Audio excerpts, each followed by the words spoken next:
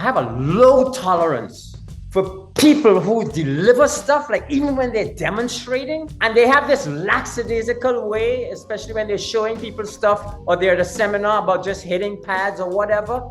Hit the thing properly and hit it with some kind of focus. Because I keep telling these people, students are not listening to you, they're watching your every movement. Gotta be done properly and perfect. Because you're gonna lose 30-40% of that in battle when you're under pressure.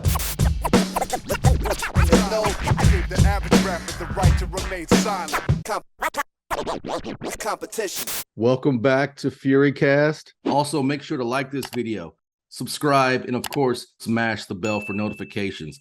On today's show, I have a martial artist, an actor, a philosopher. Please welcome on FURYCAST, Mr. G. Anthony Joseph. Oh, thank you. So it's such an honor, Derrick. Thank you so much. And it's a pleasure. It's a pleasure and an honor. Oh, same here, same here. So let's hop into it. Yeah. First, for the people out there that might not be familiar with you, take about 2 minutes and tell them who you are and what you do. Oh, man. G. Anthony Joseph, Hollywood, California. Originally from Trinidad and Tobago. Martial artist, actor.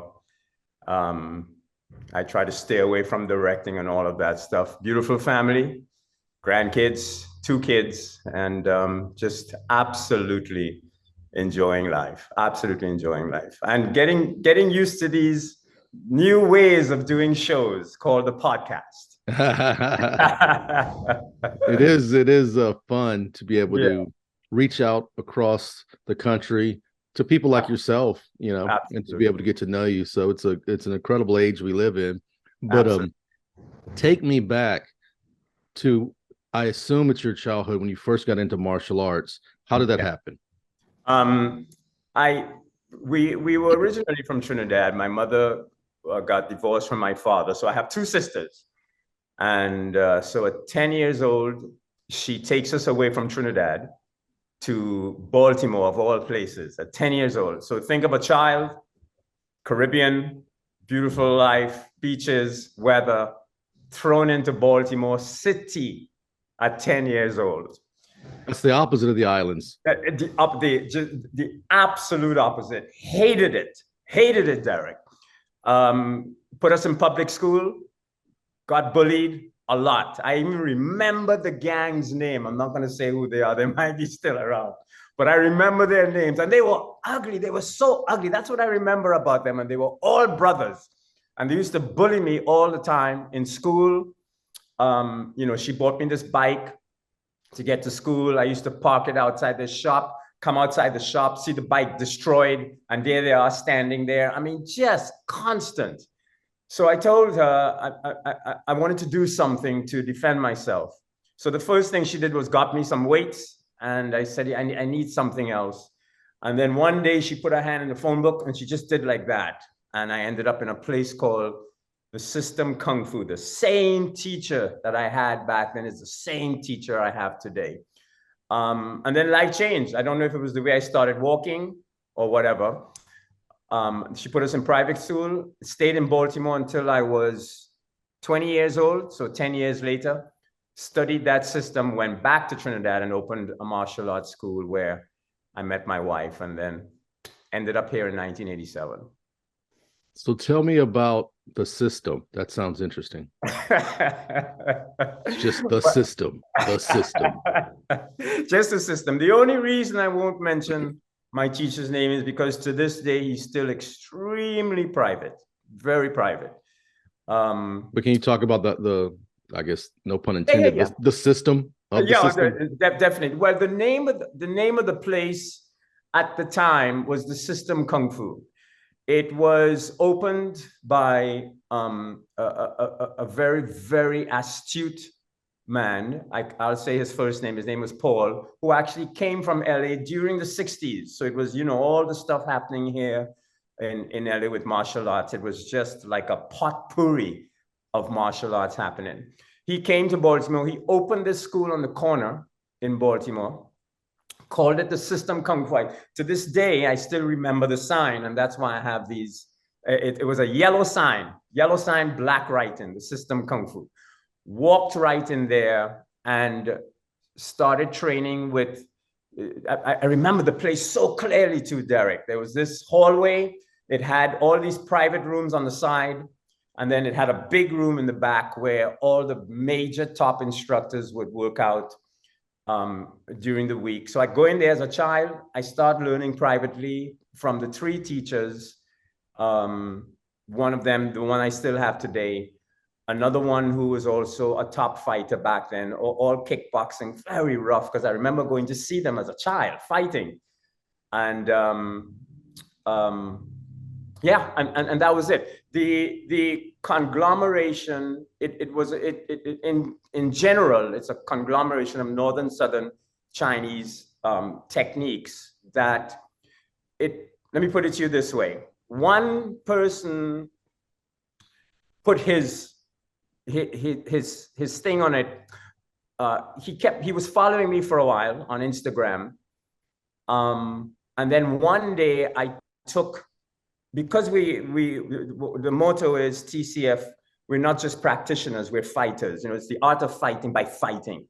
So he was watching us training, and then one day I took all of these posts, Derrick, and I took all the tournaments and fights that we did back then. I'm still looking for the kickboxing matches, and I clipped them together and I put them online. And he said, "Oh my God, I have never seen a Kung Fu style that actually looks in the ring the way you guys practice. You know how you see a lot of people practicing and then they go in the ring and it's like all over the place?" He said, "I've never seen that in my life. If it works, it just looks like MMA or Muay Thai or boxing. If it doesn't work, it just looks like flailing." Yes. Yeah.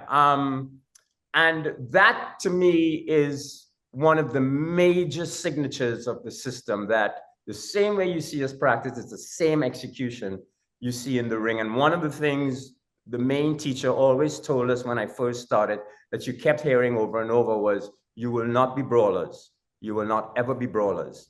Because a technique, Derrick, was designed for a reason. And if you can't execute it like that, what's the point of doing it? So all of the drills were geared towards being able to execute it live, whether it's in the street or whether it's in the ring. So what makes it stand out, Derrick, is if you look at, even when we're drilling, you never see somebody just stick their hand out and then you see somebody do 10,000 moves around it or some kind of sequence, because everybody can look good then. Yeah. How many people can look good when stuff is just coming at you fast, head, foot, toe, rushing? That's the key, you know? So is that the style you teach today? Is TCF the system, basically? Yeah, the system, yeah. What does TCF stand for? It's a generic martial arts name called Dao Chuan Fa. Okay. So fistic meaning fistic arts. Okay. So let's hop back a little bit. So what happened with the bullies? Well, when I started, I don't know if it was because I started walking different or just the aura that I was giving out just stopped. They would do stuff from a, you know, like they won't touch me anymore, push me or destroy the bike. They would still do stupid things. Like I remember I loved tuna fish sandwiches, Derrick. Loved it. When my mother made it for lunch, I couldn't wait to get to it during school. And then, you know, they would do stupid things. Like I'd go looking for my sandwich, like, "Where's my sandwich?" And then I would go to the bathroom, the men's room, and see it there in the toilet. You know, stupid things like that. You know, but they just fizzled out.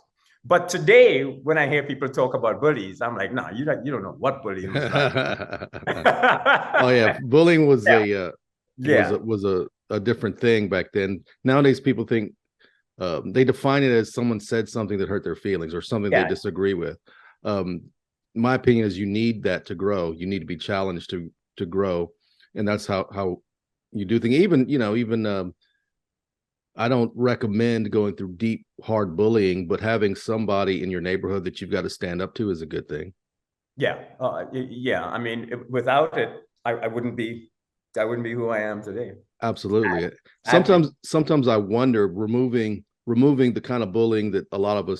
experienced in the past, are we creating a generation that isn't able to deal with conflict?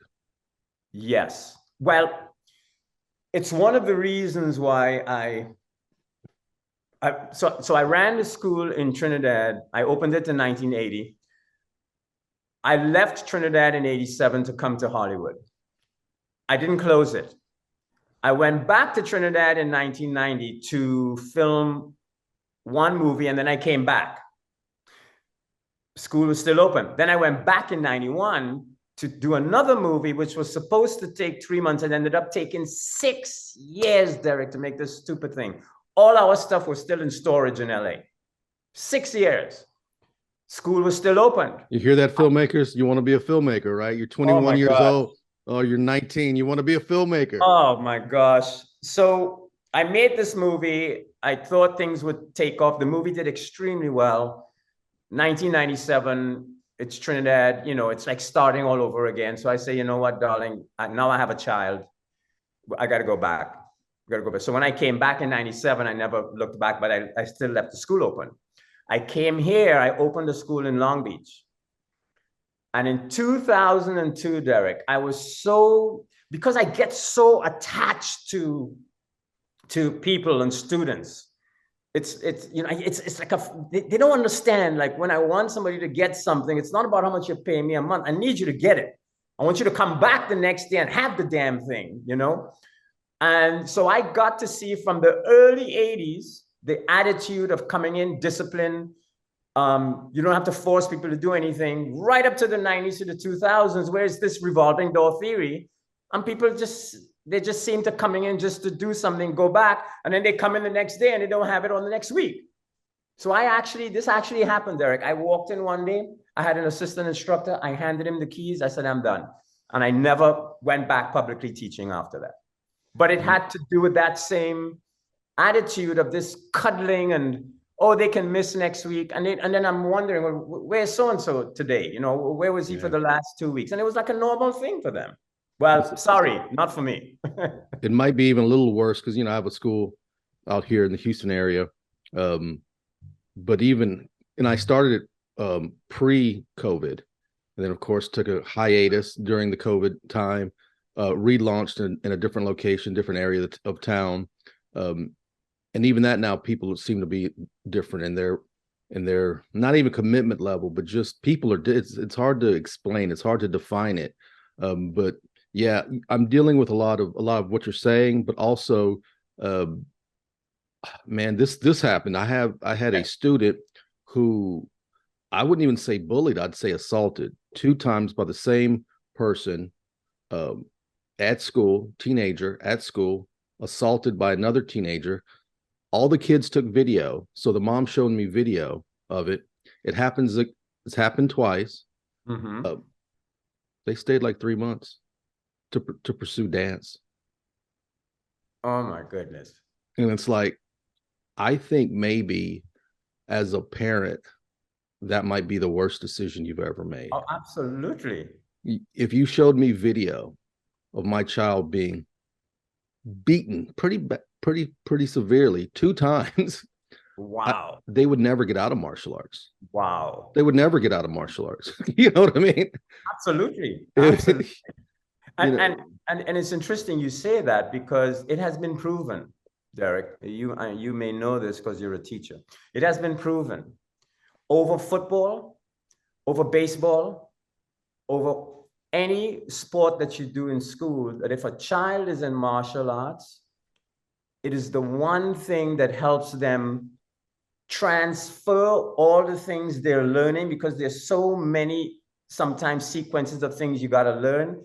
It's the only sport that translates to education and how to deal with your life later on. Absolutely.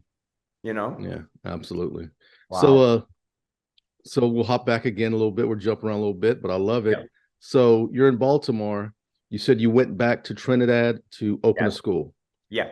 Why'd you decide to do that? And how old were you? Derrick, how could you ask that after I told you how much I hated Baltimore? Trinidad does sound pretty lovely, though. Yeah. It was just my mission Derrick, because as we're in Baltimore, my father's in Trinidad, my mom and my two sisters and I in Baltimore. She would send us back to Trinidad every summer for the holidays. And that's when back then, Derrick, it was 3 months. It was 3. It wasn't like this month and a half, 2-month thing we have now. So you're going back to summers in Trinidad, man. And you just know you're coming back. You know you're coming back to live. So my mission from 10 years old, Derrick, was to get back to Trinidad. And when I started martial arts, now I know what I'm going to do when I get back. And that's exactly what I did. I could not wait to get my final sash, got it, and then I was on a plane. I was already packed up before. Here's a funny story. So I'm packed up before to go with my final sash. I'm almost 20 years old, Derrick. And my teacher fails me. I'm packed up, I'm ready to, and he fails me for the first time. And I'm thinking, I wonder if it's because he likes me, he doesn't want me to go, because he knew I was going. I need to ask him that next time I see him. And then it takes me another 6 months to redo the test. And then I finally headed back. So that's the only reason I left and went back there. And so you landed in Trinidad. Excuse me. That's all right. How old were you at this point? I had to be 20 because I'm 63 now, born in 1961. So I was 9 or 10, 1970 when we went to Baltimore. So 20, 21, around there. Yeah. And you just opened up shop? You had a little spot picked out, everything? No, I actually started teaching in a garage at a friend's house. And I remember the town too. It was a town called St. James. And I started teaching 2 people there. It was a popular DJ in Trinidad and a friend of mine called Angelo. And then one day I was with another friend about 20 minutes away from there. I was at their house. And the mother said, she was asking me what I was doing. I said, yeah, I'd love to open a school. She said, well, you need a place? I said, yeah. So she said, you know, the church, 2-minute walk from here, it was called St. Fimbus Parish Hall, has a whole building, like they had a whole church that they left and they built a new church on the same lot next door. And this thing was like just a huge church, but it was like a big hall and it was made out of galvanized. And I went and I spoke to the priest and he said, sure. And I got the place for like almost nothing every month. Huge, Derrick. You should see pictures. I still have pictures of that place. And started there. Was that in St. James? It was no so that town, St. James where I was teaching, that town was called San Diego. San Diego, Trinidad. San Diego. And I never, from 1980 to 1987, Derrick, I never advertised. Man. Ever. See, this is it's such a different all universe. About demonstrations, going to the schools, word of mouth. And it was such a remote place from town that people were wondering, how the hell is this place always full when they're passing by? I didn't have the money to advertise. Tell me about it.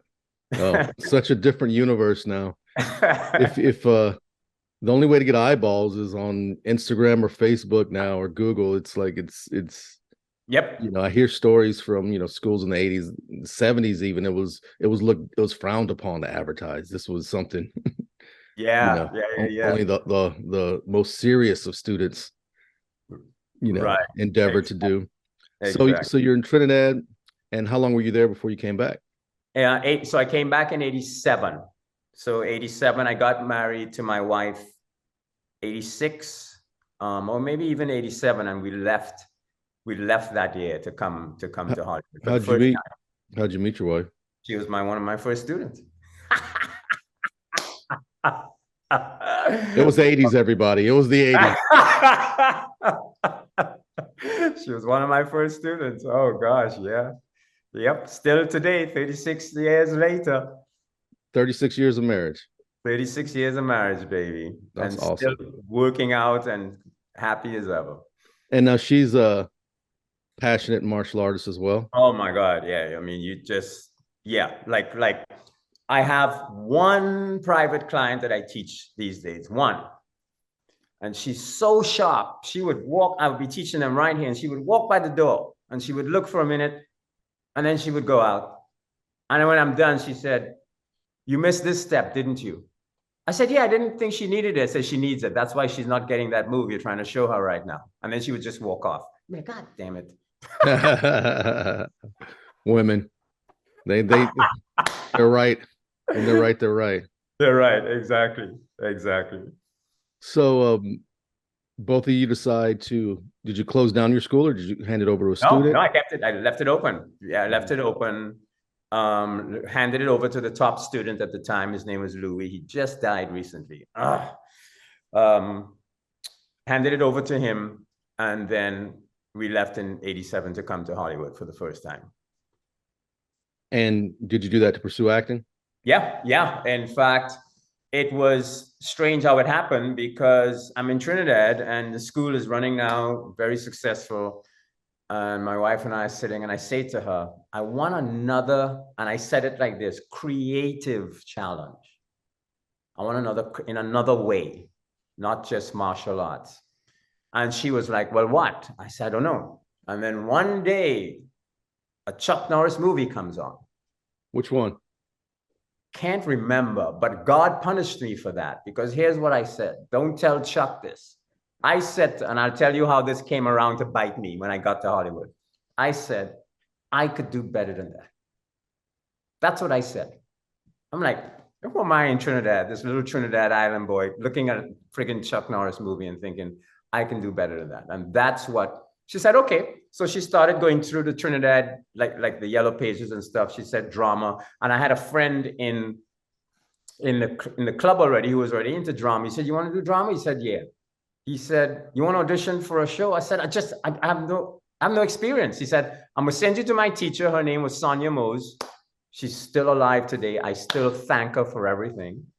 And he sent me to audition for a play to play a priest. And I got the role. And that was the beginning. And one day, months or like maybe a year later, he and I are sitting on the sidewalk. And I say, you know what? I'm going to Hollywood. And he said, you know what? I'm going to be off to Australia. I'm going to do his opera singing. He's still an opera singer today in Australia. Wow. Yeah. And that's so how that was 1987. 1987. Now, Hollywood in 1987 was a different animal than it is today. What was that like coming? Well, the studio system was still strong. Right. You know, that's right. That is it. Go ahead. Yeah, that's a great question, Derrick. That's a great question. No one has asked me that in a while. But remember, you're coming to America again for the first time. You don't have any credit because you left. You never really, right? You never really built up any credit. You have a new wife. And at the time, you're doing well in Trinidad, but you didn't realize the exchange. So by the time I exchanged all the money I ended up with about $900, $1,000 US in LA. And I'm thinking, you lost a lot. A lot. So now we start going around. We're staying at a friend's house, a friend's apartment. We didn't stay long. And we think, okay, well, let's go rent a place. And then you look at the rent, even back then. It ain't $1,000 a month. I mean, it's right. So yeah, that's when I was living in LA. I was a teenager.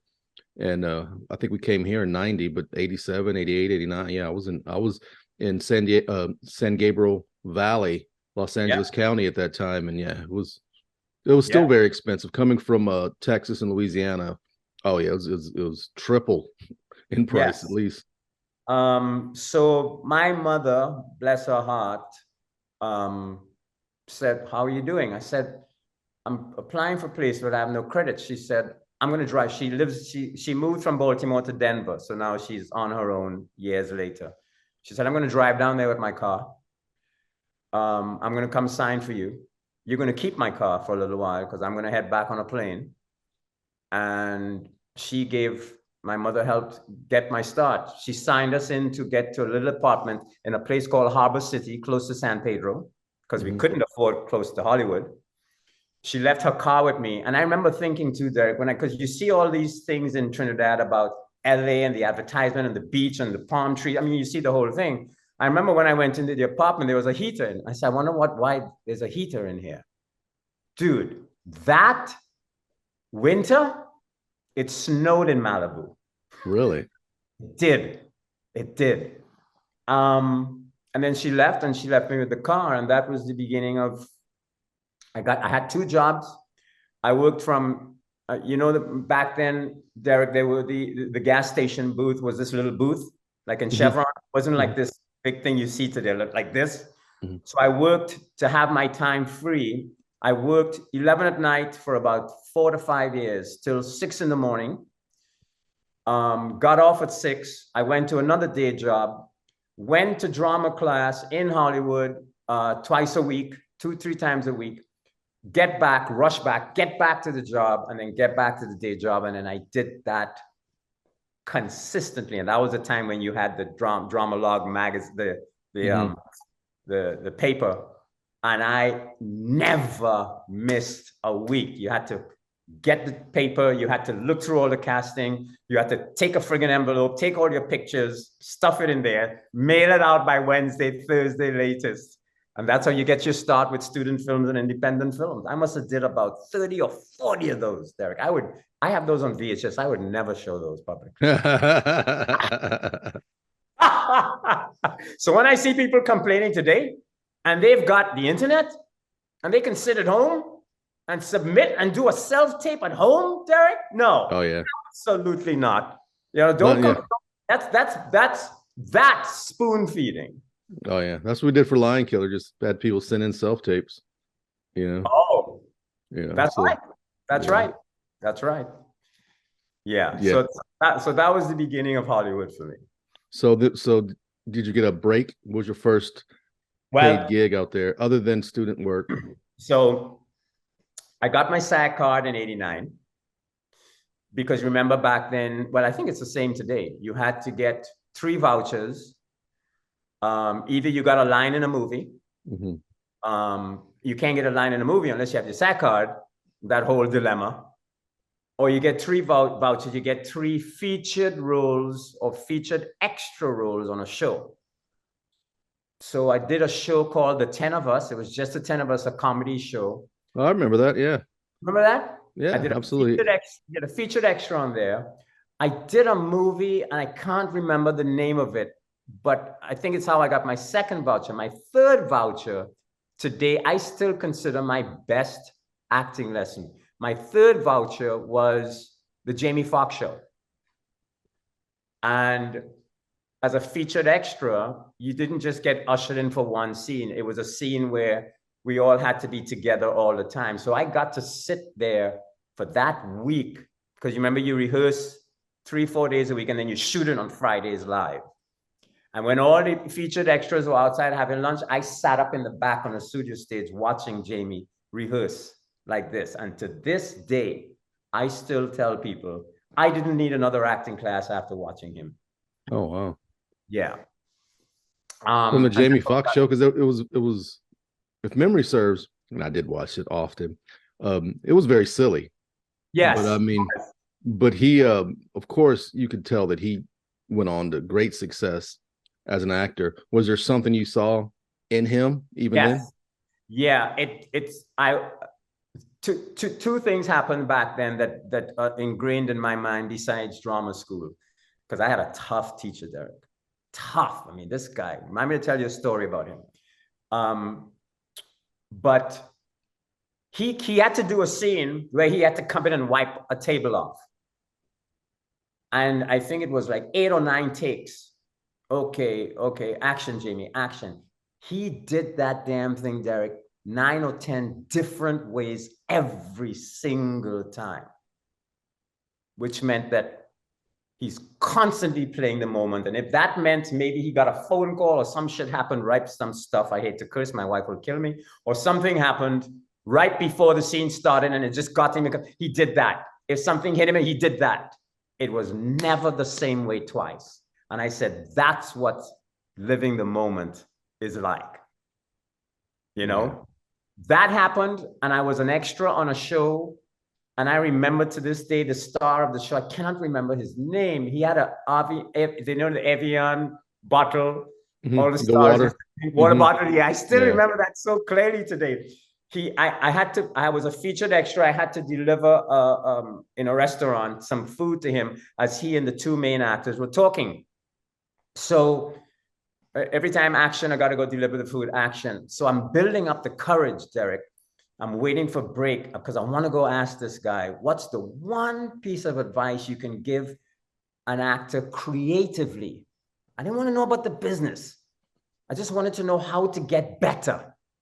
How do I get better? So I'm building up the courage, and break is called, and I see him rushing back to his trailer. I follow him out.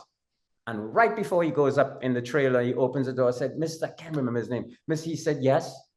I said, do you mind if I know? He said, sure, go ahead. I said, what's the one bit of creative advice you would give an actor? He said, if I'm playing a sheriff or a Western cowboy, when I leave my house, that's what I am. If I'm playing a lawyer, that's what I am. I said, that's all I needed to hear. Thank you so much. I live that to this day. It's good advice.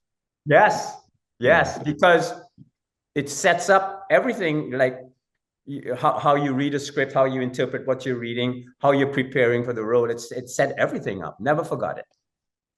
So what was next for you then? So here I am bouncing around, still doing all these student films, not getting anywhere. So I decide, Derrick, and I'm gonna go. But I'm also in production school. I'm not going to mention the name because they ripped a lot of people off, but one good thing came of it. So I'm also in production school where I'm learning how to produce movies and TVs, right? And it's a 4-year program. And I realized they're ripping people off. You know how I realized that? You know, you had to have what they call oversight, where they come in and, because it's government funded, they come in and they check and to make sure everything's running. And I kept wondering why every time these visitors would come, they would rush us and put all this camera equipment in a room and act like we're doing something, and then they would pass by, and all the time, right? I realized we weren't really learning anything. So I walked into the dean's office one day, and I remember there were 2 or 3 people in there, and I said, listen, if I make a movie, not a short film, a movie, will you graduate me? And they all laughed. I said, will you graduate me and give me my certificate? Yeah, sure, whatever. I got a DP who was studying to be a DP at that place. I had a friend who I did a student film for. We got really close to each other at USC. He was going to direct. My wife and I put some savings together and some credit cards, and we went back to Trinidad in 1989. And we shot a movie called Men of Great. It was about police officers. And I came back, I shot the whole feature. Came back, edited it, gave it to the school, gave me a certificate. This is like a year and a half into the darn thing. And I left and graduated. The place actually closed down a little while after. Well, I didn't know, the deal with the TV station in Trinidad at the time was, you can use some of our, we bought a VHS camera, Derrick, from me. It was shot on a VHS camera. Not SVHS or straight VHS? Straight VHS. Wow. But this director who he's so good, the way he lit it was just beautiful. So, but when we go to Trinidad, we still need other things. We still need other pieces of equipment. And I write this movie in that gas station booth, Derrick. I wrote this movie. I'm not a writer, right? But I wrote the movie, went back, shot it. The deal with the TV station was, we own the rights to Trinidad after you leave. And I'm thinking, you ain't gonna put no student film on friggin', it's not gonna be good enough to put it on TV. Derrick, I left, and all of a sudden, all these faxes start to come through in America. Best Caribbean feature we've ever did. But I mean, it was just, I was like, what is this? Like, just on and on and on. And people were like, gee, you got to come back. You got it right. So I thought we had, so here I am now. So I come back to LA. I got to focus back on my acting. I got a good agent. His name was Don Gurla Agency. Got a good agent. He starts submitting me for bigger things now. But these faxes keep coming through from Trinidad, constantly. And so I'm working my way up, not getting anything. And then finally I get into a show, and I remember it clearly. But what was happening too was Trinidad kept telling me to come back. We have investors who are interested to do a bigger one. Oh, wow. And I sent this school movie to a film festival where Spike Lee, Robert Townsend, I forgot the other guy's name, they were the judges. And I won an award for it in Oklahoma, and I sent it to them, and I found the letter recently, and it said something like, even though you didn't make it to the finals, we want to give you an honorary mention. And then I got a personal letter that I'm still looking for, Derrick, signed by Spike and Robert Townsend, and it said, wow, our advice for this is go do a part 2, keep the lead actor, me, get rid of everybody else, and shoot it on film. Mm. So I have that in the back of my mind too, right? But now I'm getting into these big auditions. This is what made me go back to Trinidad to do the second movie that was supposed to take 6 months. What Bruce did. Right? I go to this audition. It's the first big audition I get. I go into the first call, and immediately the casting director said, it was for a TV series, an action TV series drama in Canada, being shot in Canada. So I walk into the casting that I give, and she said, oh my God. She said, where are you from? I said, originally from Trinidad. She said, I usually give myself a week to give people a call back. You have a call back, right? So I want you to wear the same clothes. That's what she said. Wear these same clothes. You're going to go to Universal Studios. She gave me the day. Here's the time. Here's your call back. You know how big this show is. It's for the lead character. Oh, wow. So, Derrick, I prepare. I'm ready. This never happened to me after that, because now I'm kind of new. So I get to Universal Studios days later. I dress the same way. I am so ready, Derrick. But here's what I wasn't ready for. I walked down the hallway, Universal Studios. The assistant said, are you ready? I said, and they opened the door of this boardroom, Derrick. And about 15 executives are sitting around this table. It's too much. You're not expecting it. And I just felt this. I felt it. I felt in the chair where they told me to sit down. I felt, and she was sitting right there too, and I could see it on her face. The cast, oh my God, Derrick. I still remember, I could still feel it in my bones today. Yeah. So, of course, I didn't get it, but that feeling of like not being in control, and then all of these executives, I said, you know what? I'm going to go back to Trinidad and shoot this damn movie. And I'm going to come back again with a little more confidence. Well, instead of 6 months, it ended up taking 6 years to make that second movie. And now the second movie was the sequel to the first? It was the sequel, yeah. Men of Grade 2, Flight of the Ibis. Here's the strange thing. I'll jump forward quickly and come back. The strange thing is that, so the second one was shot on 16 millimeter. A little better, but it was still 16 millimeter. You have a limited budget, $40,000 back then, which was still limited for film. You've got an action movie, just tons of locations. And then you have the first movie shot on VHS, like with sound, bad sound, you know. Recently, an executive who has a deal with the Roku channel, who grew up in Trinidad, and he's very successful in Hollywood now. He calls a friend, this happened recently, in Trinidad, and said, I'm putting together this thing just for Caribbean. I have been trying to reach this guy who did those Men of Grey movies. I want those movies for our channel. And the friend contacted me and said, can I give him your number? I said, sure, he wants those movies. I said, are you sure? I said, right. He said, yeah, G, he wants those movies. And you can now see them on Roku, both of them. Awesome. Both of them.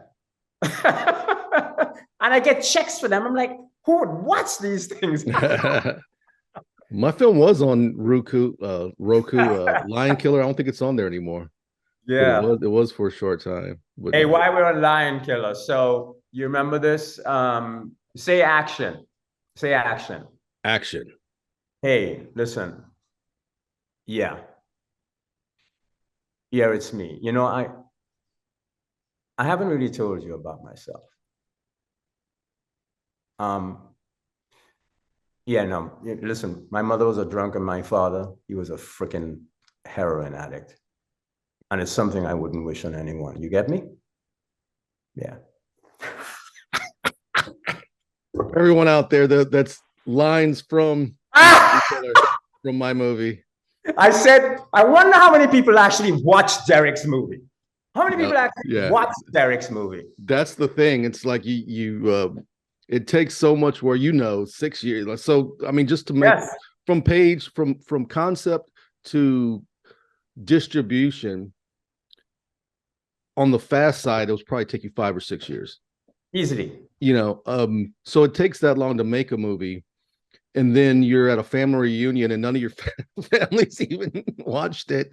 Yep. You start to question all your decisions in life. But I will say that you reading that right there not only blesses me, but you're cast in my next I'll take that as a self-tape. We'll call that a self-tape.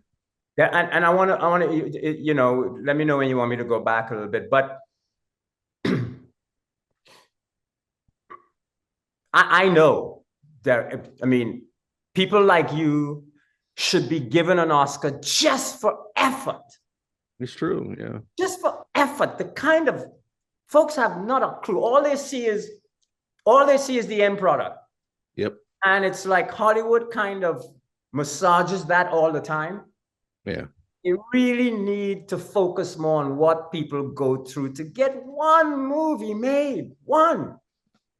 Oh yeah. You can ask my wife who co-produced it with me. I mean, it took our marriage to the test, to the brink. You know what I mean? It was easily the hardest endeavor, the hardest of anything I've ever done in life. And I'm a BJJ brown belt. So, getting that is extremely hard, but making a movie, it's almost like the universe is conspiring against you when you try to make a movie. Yes, I always tell people, when you're going to go make a movie, don't say you're going to go make a movie, because then everything that's supposed to go wrong is going to go wrong. Say you're going to go sell apples or something and then go make it. Yeah. The moment you say I'm going to make a movie, oh my God. Yeah, definitely. So what happened with the sequel? Why did it take 6 years? Yeah, the sequel blows up. It gets released in cinemas. It's the biggest thing the Caribbean has ever seen to this day. Really? This day. Men of Grade 2. But it took 6 years and you're the lead. Didn't you look 6 years older at the end of, or did production didn't take six years? All right. How long was production? I went back in 91, 93, 94. So 94, 95, we're making it. It takes, you have a 3 or 4 week production schedule. You only have $40,000. Everything on the planet goes wrong, Derrick. Everything. The movie ends up taking 3.5 months to shoot on 16 millimeter, Derrick. I had to change DPs from LA. I had a crew go on strike. I had an actor from LA that we brought in to play the bad guy. He was a friend who came from the same acting school as I did. He's in all the Lethal Weapon movies. I have him in Trinidad. I mean, and I remember even it got so bad that I got so sick during one of the action scenes that they had a doctor on set, Derrick, that had to keep giving me something during the scenes because I had to lie down for me to get up to go do the scene. So there's actually a scene there in that scene where you see me actually walk up to a counter and hand someone some money before they pull out a gun to try and shoot me. And my face is white. People thought that was makeup. There was no makeup there. That was just sickness. It was a nightmare. It was a nightmare. And I tell people that was my college. I didn't need a college after that. That was my college right there. And then we left, we came back.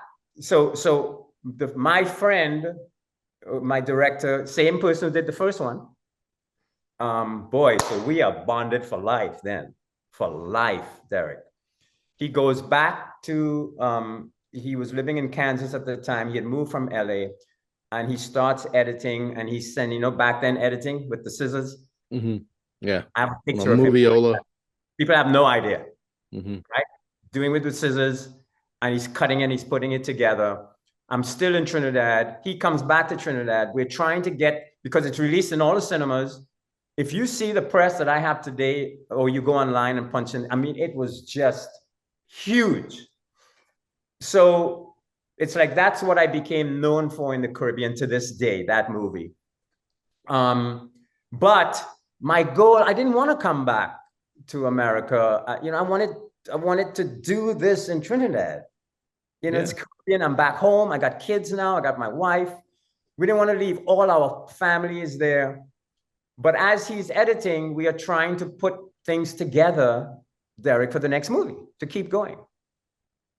Zero. It was like, I would go in the malls, Derrick, and get mobbed by people. That's how big this movie was. So you literally had a Bruce Lee kind of situation where he goes to Hong Kong, becomes a huge film star in his home, of Hong Kong. You go back to Trinidad, kind of the same thing is happening to you.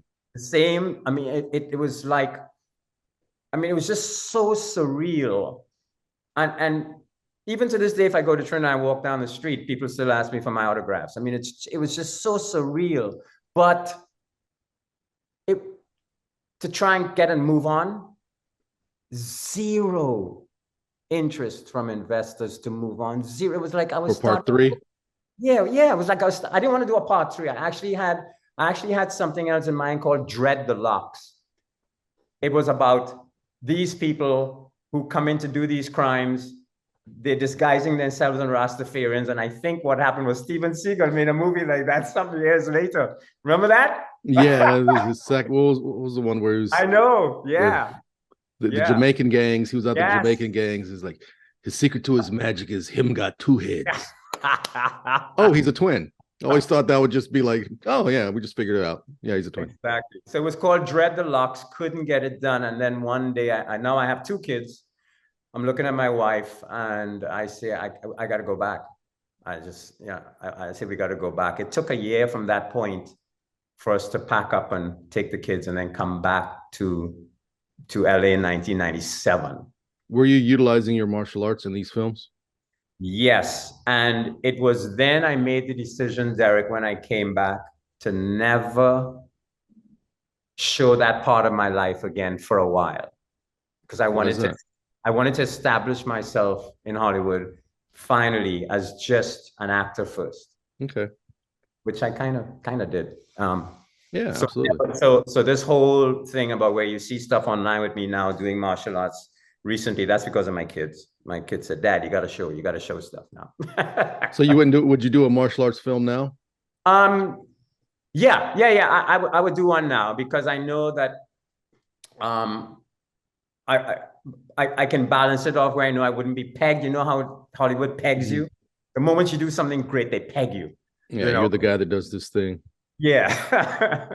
Yeah. But yeah, I would do it, definitely.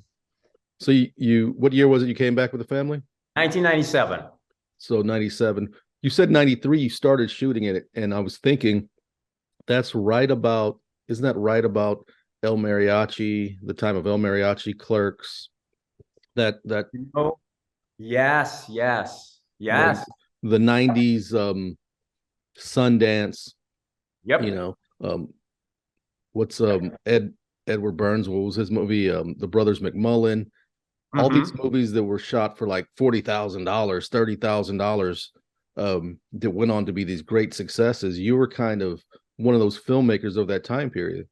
Yeah, especially back then, shooting on film. As a matter of fact, we saw a movie called Black Rain. Remember that with Michael Douglas? Yes. And some of those scenes were shot with the Super 8 camera. We actually bought that. When we got the money to do the movie, we actually bought that camera. I came back to LA to go in and bought that, and something happened and it wasn't working out. So we sold it. And that's when we decided to just rent the cameras and do it on 16 millimeter. Yeah. And so 97, you come back, you said? 97, we come back. What happens?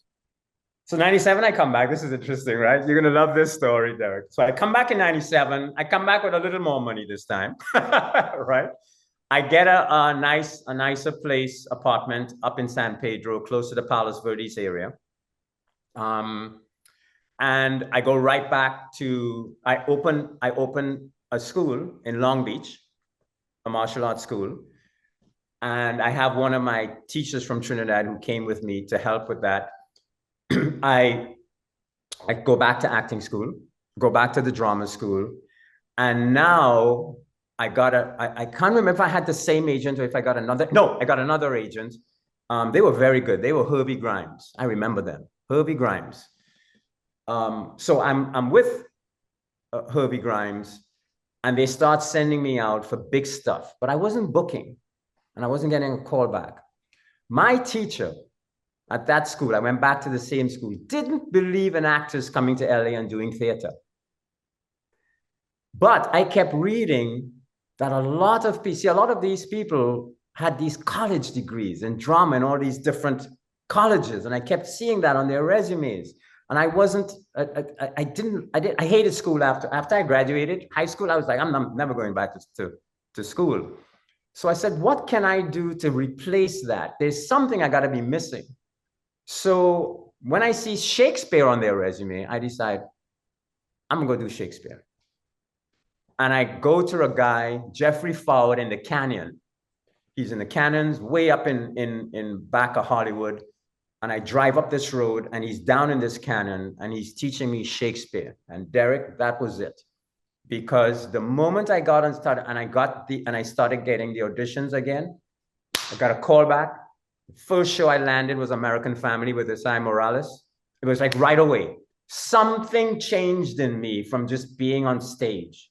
And then right after that, I landed Craig T. Nelson with The District. And then right after that, I landed Jag with The 2 Stars. And then it just kept flowing from. So it's like, you know this is happening when you're on, when you start getting onto those network shows. Do you still do theater? The last Shakespeare, there's a Shakespeare company called Shakespeare by the Sea. I joined them, I want to say 9 years ago.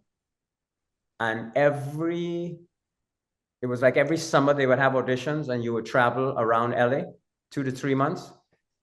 The last performances I did with them was probably about 2 years ago.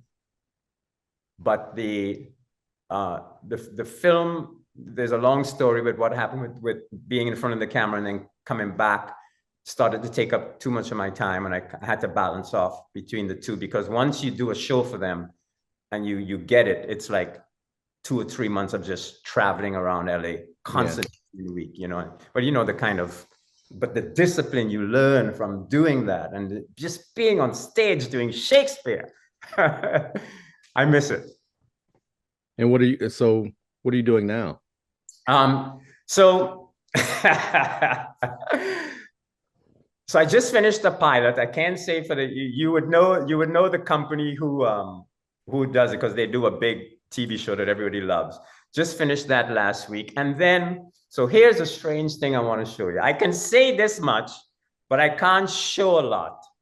So, you know, I told you I'm ignoring the martial arts side of things, right? Mm-hmm. Yes. So I see this, and I have a good manager and agent. And a lot of times, like sometimes she would tell me, gee, there's a thing, it's a something, the description, but I sent it to you anyway. And that's how I think. I'm like, sometimes I would see a description. I don't care. If it's kind of close, they might say only white or only Asian or whatever. And if it fits something, I say, but I can, you know, you'd send it and you put a little message with it sometimes. You know, look, I'm not white, I'm not Caucasian, but if I get called. So we send in this audition. Here's a description. It says, 45 to 50 years old, Asian, tall, I'm 5'7", ain't me. Slim, I'm okay, well-built, and to some degree timeless. Think Donnie Yen. And that's the picture they put, because sometimes they'll put an attachment. Yeah. I'm like, send me for that. You told them. Send me for that. Heck yeah. So I'm saying, they're never going to call me. They called me to audition. I'm like, wow. Okay, I auditioned. Okay. You didn't hear anything for like 3 or 4 weeks. They're never going to call me back. I got a message. Mr. Joseph, you nailed the role of Orin with no callback. I'm like, you've got to be kidding me. Wow. It's a remake of Force of 5. Oh. And absolutely. remember how they had to train? Back then they were training these adults. Mm-hmm. But the remake is Orin, the character who's training them, but he's training kids. Okay. And they're shooting the pilot at the end of next month. So here's a funny story. I hope he doesn't. I hope it's okay to tell this story. So it's by the guy who also produced the Ip Man movies, called David Tadman. So David, this is his first time directing, not just producing. David knows. So I tell a friend of mine, Dwight, right? Dwight D. Woods, everybody. And Dwight said, David Tadman? Are you kidding me? I said, no. He said, I think I've been in touch with that guy to come on my show because he's a martial arts Bruce Lee enthusiast. I said, oh my God. And I keep telling people my system has nothing to do with Bruce Lee, but now they're never going to believe me, right? I said, are you serious? He said, I'm going to message him. I'm going to message him. And I'm going to say, hey, we were in touch some years ago, but I see you just casted a friend of mine in your new show. So he did. And David wrote him back and said, what a small world. He said, do you know we chose that guy out of 120 guys? Wow. 120 guys for that role. And when we finally had the first meeting, I got to meet David. He said, you just did an interpretation that was just not what we were thinking at all. That to me is gold. Yeah, that's beautiful. That to me is what matters. You know what I mean? Absolutely. Yes, so that's shooting at the end of November. I cannot wait for that one. I want to stay tuned for that one. There you go. It's like I made full circle and I'm coming back to my martial arts roots. Any plans to produce any feature films? Done for now, Derrick. I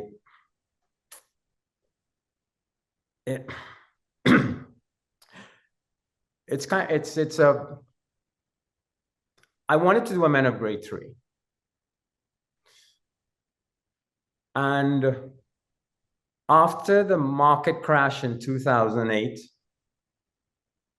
I had investors involved for something else, and it's like it all disappeared. I mean, like overnight, if you remember that time. Oh yeah, I was working in home building at that time, so yeah, I remember. And up until about 4 or 5 years ago, I was still trying. And then one day I got up. It happened just like that. I got up and I said to my wife, and I voiced my mother, and I said, I'm done. I said, I'm going back fully in front of the camera. I'm done. It was just, I realized I wasn't enjoying it. It's a big thing. I wasn't enjoying it. It was something that I had to do to not be waiting for the phone to ring. Mm-hmm. But I wasn't enjoying it. Filmmaking can be 99% hustle. And the hustle is great as long as you get something in the can eventually. But if you're spending all your time doing the hustling and it's too much. It's too much. It wasn't like it was taking a toll on the family, but it had to be taking a toll on me for me to get up one day and say, I am done. It happened black and white. You know, it happened just black and white. I'm done. Did you direct the Men of Grey films? No, I will never direct. Why is that? It's so. Did you direct? You did direct. Wrote, direct, edited, acted in. No, Derrick. Directing, like I watch my friend direct. Oh, it's a lot. It is painful. It is. You are in charge of everything. I mean, everything. You're even in charge of how it comes out in the end. People look to you to whether it's a success or not. Yeah, they don't blame the actors. They blame the director. Absolutely. I will not. If somebody said, gee, you can pay me $10 million, I won't do it. Won't do it. It's interesting. It's all those things you're saying, and I still love it. You know, I love being on set. I love having that vision come to pass. Being the guy that you have to have an answer for everything. This shirt or that shirt, that shirt. You know what I mean? You have to have an answer for everything. And the responsibility you have, it's like trying to speak to young, every now and then I get invited to speak at a seminar, sometimes about my experiences on set and what I see. People do not realize, Derrick, that a great movie, every frame is a painting. Mm-hmm. Every frame, it's art. You should be able to freeze every frame, and it's art. That means that bag in the back had to have the right color on it. That design on the wall in the back had to be put there purposely for a reason by the production designer, because that has to match the color, the feeling that the director wants to get across to the screen that you may not even be aware of. That's absolutely everything. It's art. It's art. Yeah. To that point, I mean, there was one issue we had in Lion Killer where I sent the DP and his assistant to go set up a shot. It was the exterior shot at a bus stop, and he's like 5 minutes ahead. I get to the bus stop, they're not there, so we drive down the street. He's at the wrong bus stop. Now the crew was a small crew, maybe 5 or 6 people altogether, and I was like, okay, we need to go to the other bus stop, and everybody's like, well, we're here now, let's just to keep the ball moving. I'm like, there's a reason we're at the other bus stop. And it's because there's like this big factory. Years ago, it was Folgers. It was the Folgers factory where they made coffee. I think they still make coffee there, but it just looks like this in the background. This really, you probably remember seeing it, but it was this, this plant behind where he goes, to catch the bus in the morning. It's a real short shot. Yes. Yep. But I remember I was a guest on someone's podcast, and they mentioned that shot, and it's like that's the point exactly. The fact that he mentioned that shot is why, look, we're going to take 20 minutes to move down the street here, because every frame matters. Yes. And that is the kind of frustration I think a lot of people don't want. It's just, It's not just don't want, Derrick. Like, that's one of the reasons why I can't direct either. I mean, I am I don't want to use the word perfectionist, but for instance, if I'm doing a video, and I hit this bag as a demonstration, and I want to post that, and I see my hand do something funky, or this finger out when I do this on this side, that video is being deleted. I mean, I'll do that 50 times just to get it right. And on film, to me, it's do it right. I have no middle ground, or don't do it at all. So if I can't, so that I'd be behind schedule all the time. Right. Where's the red car that I need? Well, we can only get a blue one. I needed red for a reason. Yeah, there's reasons for it. Yes. And you do want a good crew that understands that without having to ask why. Exactly. Just trust the director. And that kind of translates to martial arts. I had Dominic Izzo on here, and I asked him, what was his advice to young martial artists, and he said, shut up and do what you're told. I don't want to be that, like on film it can be that, like on set it can be that militaristic, depending on the director. I don't want that kind of allegiance. I want everybody to have a good time, but you can't answer every question for there's no time. And so will you direct again? I want to. It's kind of like in the position that you're in, where it was, I've got stuff I'm writing. I've just finished a comic book I'd love to adapt. I've got a couple screenplays, scripts in the work. It comes down to money and time. Yeah. And that's the crazy thing about this industry. It's hey, I'm an artist, give me money so I can be an artist. Yes. And you have kids? No kids. No kids. Me and my wife, so kids. Well, I guess I could say I've got about 30 of them at the martial arts school. Well, that's interesting you say that, because to me, I mean, that's one of the most, that says it all right there. Yeah. That picture of me with you teaching kids. And I've been involved with teaching kids in some form or fashion since the 90s, you know, whether it was Taekwondo or Judo or, you know, Brazilian Jiu-Jitsu, JKD. I had a question for that for you. I'm Yes, interviewing you now. Go for it. So you mid-1990s getting to Taekwondo. You get your black belt in 2003. Yes. 2003. So I said to myself, look at that. It's up there. I said to myself, is it that you had to leave and come back at some point, or that's a real school? Because that's how long it should really take. Yeah. I will say this, a little bit of both. The Taekwondo I did was, I think I was the last of that hard style ITF Taekwondo. Yes. Like I think I was the last generation to come up under that. I don't see it anywhere anymore.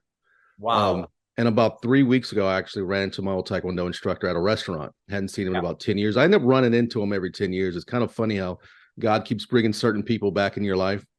But I started there, and then I did go and I pursued Judo. This, you gotta understand, this is a time period where I was doing Judo and Taekwondo. I couldn't tell either one of them I was doing the other martial art.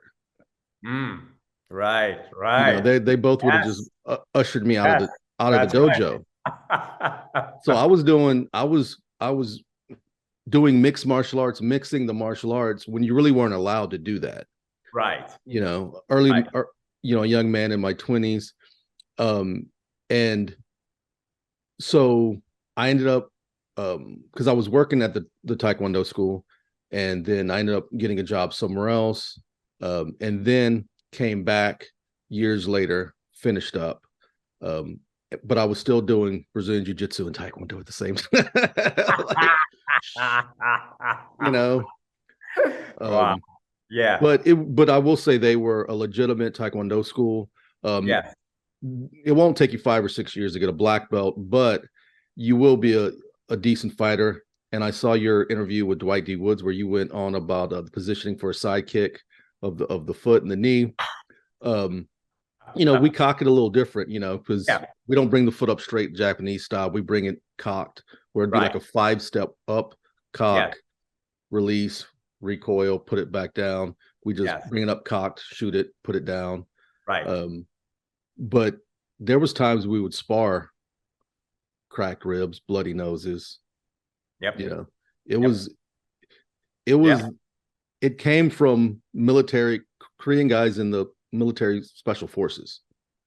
Yes. And I'm worried about Brazilian Jiu-Jitsu because I'm seeing Brazilian Jiu-Jitsu kind of go the same way, which is like, hey, let's turn more sport oriented.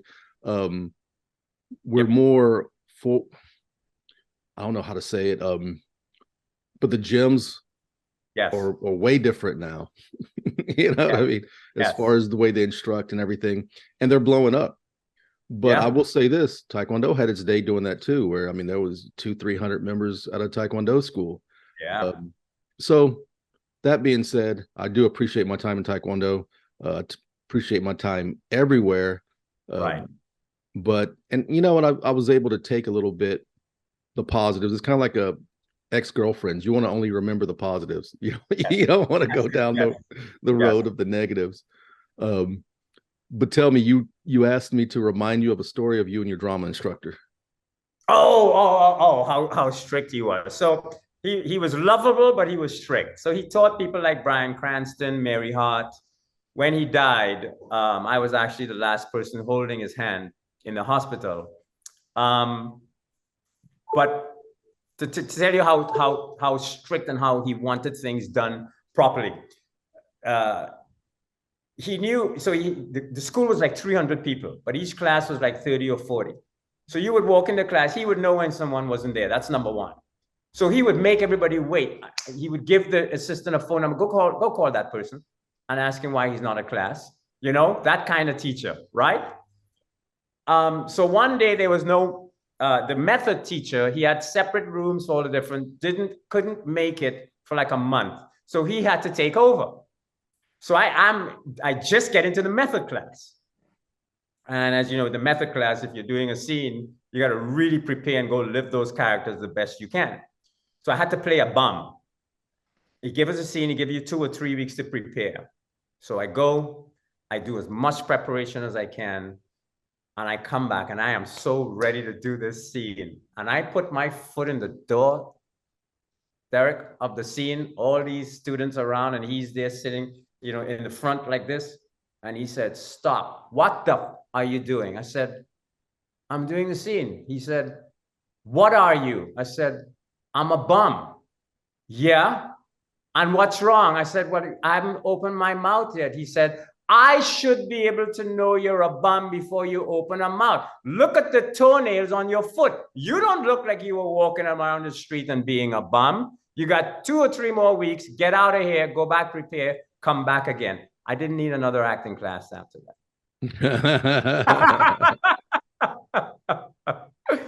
Right? And Absolutely. no one is putting in that homework these days, Derrick. I can tell you that. They're not. I know exactly what you mean. Now, do you have a funny story from set or anything? Oh, not so much as a funny story, more so just recently I found, yeah, I have a funny story. Is it funny or is it tragic? So I'll take either. Yeah, so about a year ago. So as I get older, I realize that I'm being cast more. Like there's a show I did with John Lovitz about a year and a half ago. It's on Fox Tubi. It was the first Fox Tubi original. So it's like one of those Disney shows, and I'm playing a sheriff, and I have to come and do a huge scene with John Lovitz. And as we're doing the scene, John actually thought I was a real sheriff, and the director said, "No, he's actually the actor playing the sheriff." Yeah, because I was ready, and the uniform they gave me, I was just so ready. And I hung out with a friend of mine who's a cop in San Diego, and I hung out with them. So like the way they walk, the way they talk, everything, right? Mm-hmm. So I'm doing this scene with John, and I'm preparing for the scene. 15 minutes before the scene starts, the director comes in the private room where they had me, and he said, "Gee, something about this scene is not funny enough. Do you mind if I just change a little bit of dialogue?" I said, "Sure." So he sits there and he starts to write, and I'm like, and then he's writing, and I'm like, 15, 20 minutes before the shot is up, right? And he's still writing. I said, I'm thinking in my mind, I thought he said just a little bit. So he finishes writing and he says, "What do you think?" I said, "Dylan, I got this." That's all I said. Like, right? "I got this." Yeah, you remember right away, you're not a baby, right? You're not one of these young kids. "I got this."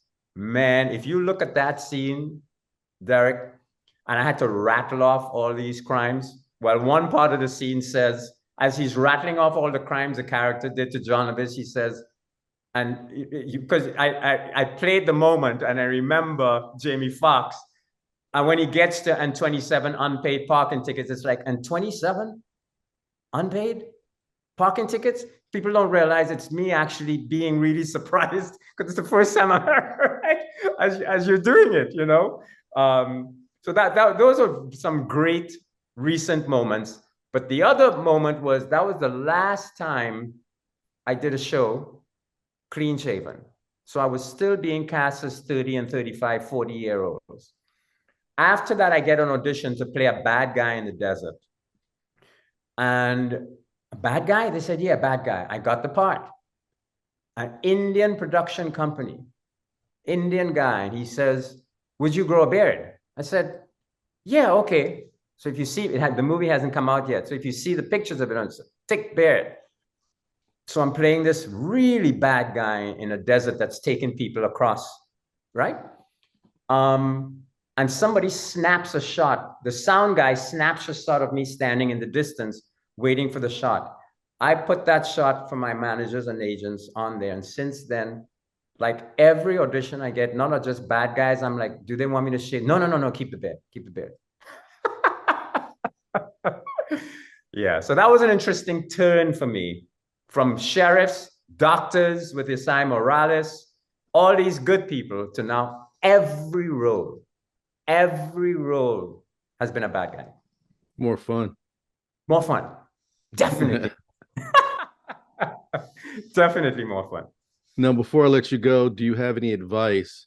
I'll ask you for both martial artists and actors you'd like to pass along.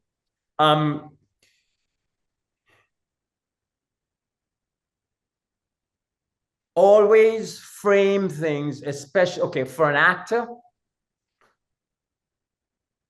what do you have that's so special that Hollywood can't do without? And what can you give Hollywood they didn't think they needed until you gave it to them? And I always say, think of the iPhone. When, what's his name, walked in and he said, I want something that people will take to bed with them. I want it to be an extension of their hand. I don't know what it is. I just want, and then the iPhone comes about. Because he gave people something they didn't realize they needed until he gave it to them. You have to be yourself and unique when you're coming into this town. You can't be trying to fit what you think a casting director wants or what you think a director wants or whatever. They want to see who you are because there's only one unique you in this world. So what can you give the world in Hollywood that makes you so special? That sends people on a journey. Well, how do I answer that? They got to answer it. And whatever those answers are, that's what you're coming into Hollywood with. Because that will get you further than anything else. As far as martial artists, I have a low tolerance, Derrick, for people who deliver stuff, like even when they're demonstrating, and they have this lackadaisical way, especially when they're showing people stuff or they're at a seminar about just hitting pads or whatever. Hit the damn thing properly and hit it with some kind of focus. Even if you're doing it slow, because I keep telling these people, students are not listening to you. They're watching your every movement. And every time you make a movement, they're watching you, even if it's slow, Derrick. It's got to be done properly and perfect because you're going to lose 30, 40% of that in battle when you're under pressure. That's number one. So you want your students to pick up that perfection, especially under pressure when they're training, so that they get the technique right as can be in the ring. But most importantly, you're responsible for so many masters and teachers that have gone before you. And when you look back at them back then, even if they were demonstrating something slow, they demonstrated, Derrick. That to me is the biggest thing I think all, especially teachers, have got to learn so that students stop delivering things and throwing a kick out there and not snapping it back, to do it properly, even when you're doing it slow. It's the biggest thing I have learned watching my teacher for the last 50-something years. If he's demonstrating something slow, Derrick, it's not like slow and like this. It's slow, but it's done properly. Now, where can people reach you? Oh, well, you've got the Instagram at G. Anthony Joseph. I mean, anyone can DM me. I'm sure you've got an IMDB, people. I don't know if IMDB probably just has my managers and agents' contacts. But DM if it's important, I'll answer it. Also, I had some people who saw my postings over the last year or two on TCF, on the system. So they actually want to kind of, they've been trying to kind of get it out there more. So they actually took over. They created a website called tcfsystem.com. And so anything you see on there is stuff that they're setting up to, for, you know, if people want me to come teach a seminar, if somebody wants a private lesson. So tcfsystem.com, you can go there, and there's also contact information there. Well, I want to thank you for your time today, sir. It was very fun, very informative, and I'm glad I got to know you a little more. Who knows? Maybe in the future, maybe we will work together. Maybe we'll go to Trinidad and make a movie. I'll direct since you don't want to direct. You're most welcome, Derrick. It's been an honor to be on your show, and I want to thank you so much, more than you'd ever know. Thank you, sir. All right. Take care. And we've come to the end of yet another episode of FURYCAST. I want to give a big shout out to Mr. G. Anthony Joseph for coming on the show. If you want to reach out to him for any reason, book him for a movie, book him for a TV show, book him for a martial arts seminar, his links are in the description. And make sure you show your boy Derrick Fury some love by joining the mailing list for my new graphic novel, The Gentleman's Guild, art by E. Canales. That's right, E. Canales. The link is in the description. And don't forget to watch my feature film, Lion Killer. That's right, I made a movie. It stars Regina Ting-Chen, who's currently on season 4 of Stranger Things. You can watch it on Amazon Prime, Tubi TV, Freevee.